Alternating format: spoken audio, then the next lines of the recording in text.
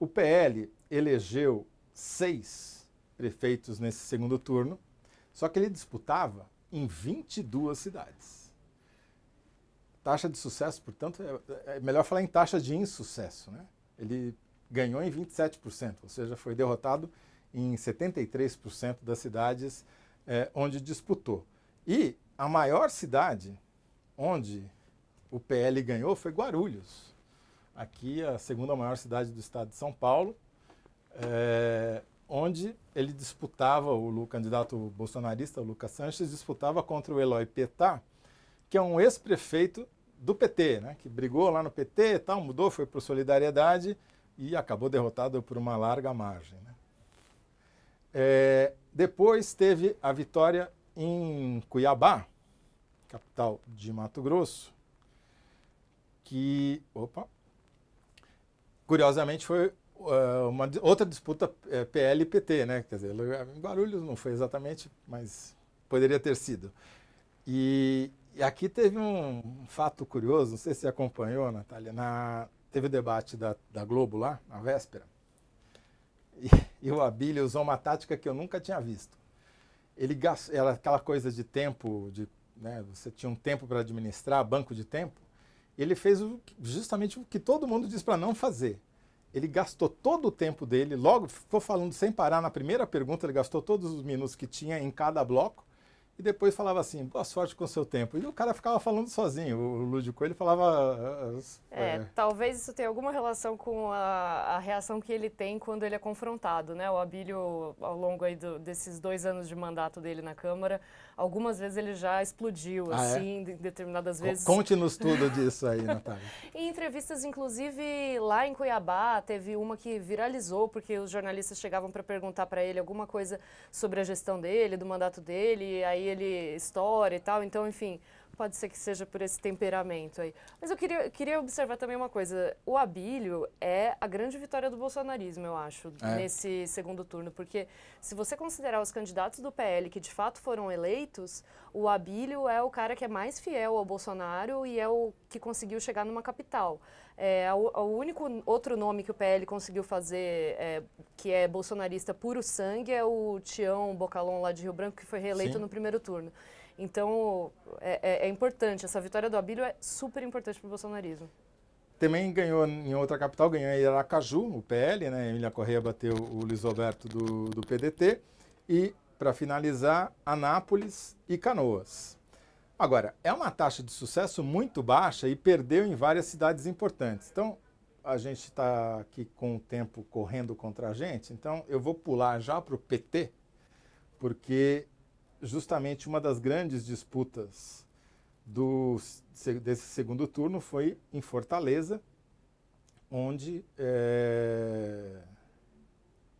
havia uma disputa justamente entre os candidatos do PT contra o PL.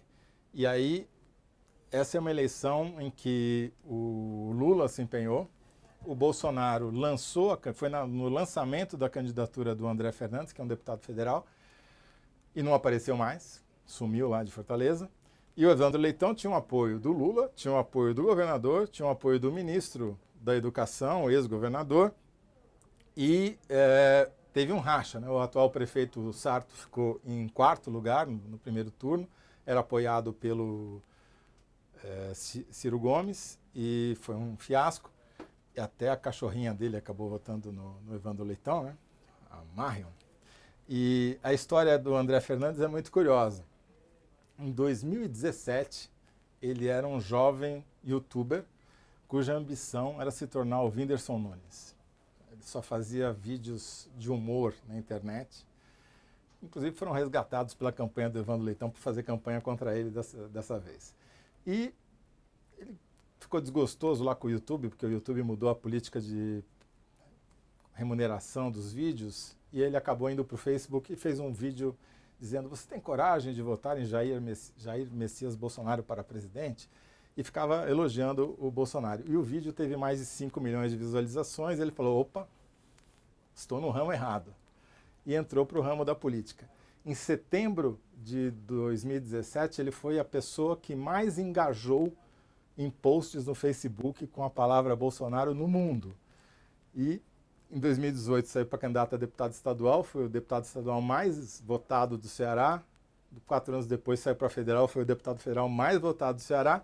Dá showzinhos na Câmara dos Deputados, né? Você já deve ter acompanhado lá. Sim. E fez uma campanha sem o Bolsonaro, mas obviamente contando com o voto bolsonarista e tentando fazer uma conversão ao centro. Conseguiu em boa medida, né? Porque a vantagem foi de 11 mil votos apenas para um candidato que tinha o apoio de todo o staff político, né? Mas de qualquer jeito é uma derrota, mais uma derrota do PL do bolsonarista, né? É uma vitória do PT, assim, com fortes elementos, assim, de medo de derrota, porque Sim. chegou muito perto de ganhar. E o Evandro Leitão, ele é parte ali de um fenômeno que é um estado em que o PT hoje tem força.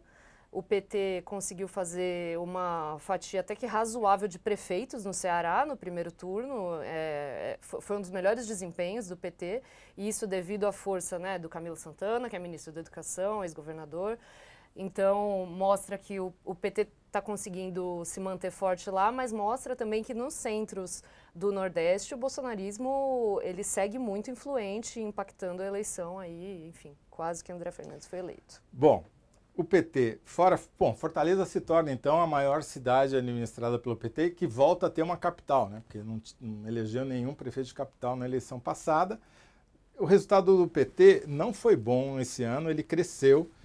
Vamos pegar aqui o histórico. O PT elegeu 248 prefeitos no primeiro turno, elegeu mais 4 agora no segundo turno, teve uma taxa de sucesso até maior que a do PL.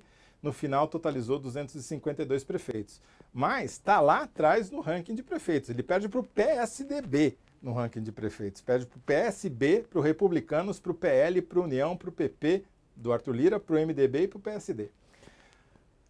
Outras cidades onde o PT ganhou agora no segundo turno foram Mauá, aqui na Grande São Paulo, né? Dá para dizer que é próximo ali da região do ABC paulista. O Marcelo Oliveira se reelegeu, era prefeito, já voltou ao cargo. E o Átila também estava sob júdice a candidatura dele, mesmo que perdesse, talvez não perdesse. E as outras 2 cidades foram Pelotas, no Rio Grande do Sul, e Camaçari, na Bahia, que foi uma vitória importante do PT, porque eles tinham apostado o governo estadual do PT há 2 décadas. Né? Sim, ali teve, né, uma disputa entre União Brasil e PT, que são hoje as 2 forças políticas ali da Bahia, né? O candidato do União Brasil, a gente até fez uma reportagem no UOL mostrando que ele gastou mais de R$1 milhão em gasolina com carreatas lá na cidade, enfim, mesmo assim... E ó, a vantagem, foi 3 mil votos, foi super apertado. Super apertado, exatamente. Mostra essa disputa aí entre o União Brasil do ACM Neto, né, e o PT do governador Jerônimo e do Rui Costa, ministro da Casa Civil. O nosso tempo está quase chegando ao fim. Eu queria fazer um pouco um balanço. Ainda vai dar tempo, talvez, de falar do PP do Arthur Lira e do União Brasil, que eu acho que são partidos importantes, mesmo que a gente faça um plano mais geral. Mas, assim, para o PT, na minha opinião, foi um resultado ruim. Em estados-chave, como Minas Gerais, por exemplo, o partido foi muito mal. Manteve Contagem, que é uma prefeitura importante, mas lançou candidato em Belo Horizonte, foi o candidato um dos que mais recebeu dinheiro do partido. O cara teve 50 mil votos, uma votação de deputado, né? E ficou lá atrás, nunca chegou a ter nenhuma chance na disputa. Cometeu vários erros estratégicos, inclusive traindo porque em Minas é uma aliança do PT com o PSD do Kassab, né? Que pretendem lançar, daqui a 2 anos, eventualmente, o atual presidente do Senado como candidato a governador, embora ele não esteja muito animado com essa ideia.